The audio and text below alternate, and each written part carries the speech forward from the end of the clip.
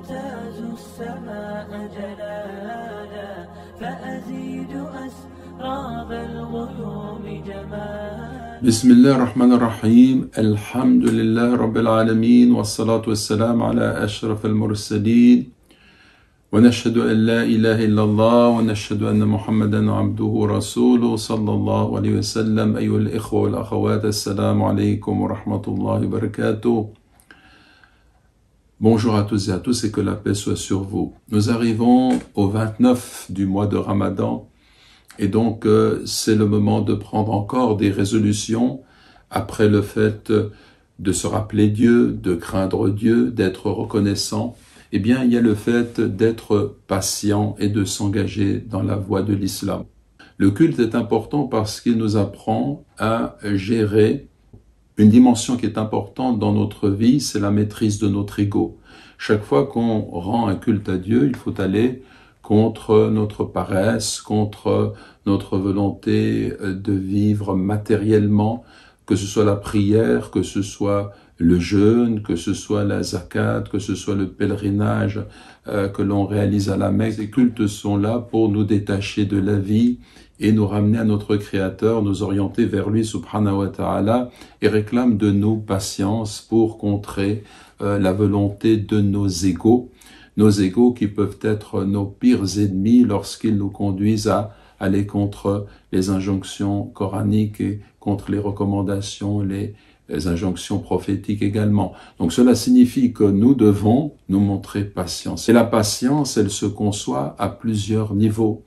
Elle se conçoit dans le fait de se maîtriser, de maîtriser nos instincts animaux, comme on l'a fait avec le jeûne, mais le jeûne est une école et il nous apprend également à être patient parce que dans d'autres situations, il va falloir faire preuve de patience, notamment lorsqu'on s'engage sur le chemin de l'islam et pour défendre la cause de l'islam, pour faire connaître l'islam et pour vivre en fait pour cette cause. Parce qu'il faut tout de même se rappeler que notre prophète sallallahu alayhi wa sallam ne s'est pas contenté de faire la prière dans une mosquée, de pratiquer le jeûne et puis de se livrer à un rituel, bien que cela soit extrêmement important, bien entendu, mais qu'il a en réalité transmis un message qui a bouleversé la vie des hommes en tant qu'individus, en tant que famille, en tant que communauté, que société, avec des règles qui nous permettent de vivre selon un mode de vie, nous ramenant constamment à notre Créateur subhanahu wa ta'ala. À partir du moment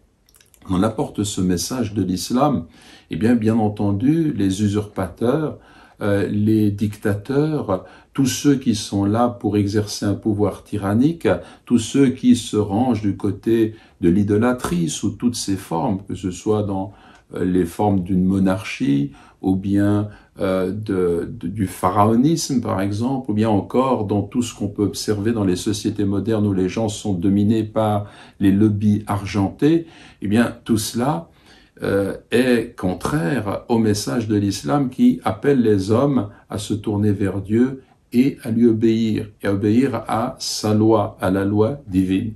L'islam, c'est un engagement. Cet engagement va réclamer de nous de la patience. Et donc, pendant ces dernières heures du mois de Ramadan, nous devons nous poser cette question.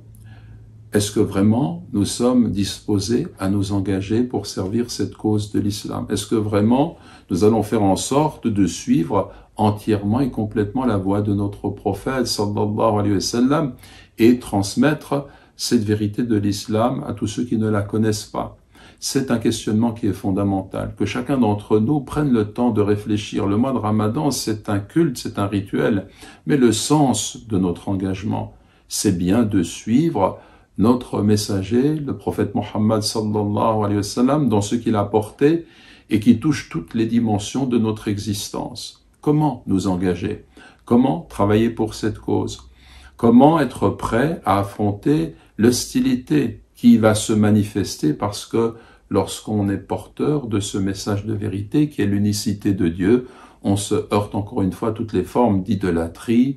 Et l'idolâtrie, ce n'est pas seulement se prosterner devant les statues, mais c'est aussi adorer l'or, adorer l'argent, adorer le pouvoir pour le pouvoir, adhérer à des systèmes qui asservissent finalement l'être humain aux choses de la vie et qui ne permettent pas à l'homme de s'élever dans le sens de la spiritualité, dans le sens d'une réalisation supérieure qui en fait effectivement un être libre. Libre parce que soumis à Dieu et débarrassé de toute forme d'idolâtrie. Ce message, il est important que Dieu fasse que nous soyons de ceux qui sont déterminés à le suivre, à le transmettre. Bi'idhnillah, insha'Allah. Wa jazakumullahu khayran. Wassalamu alaikum wa rahmatullahi wa barakatuh.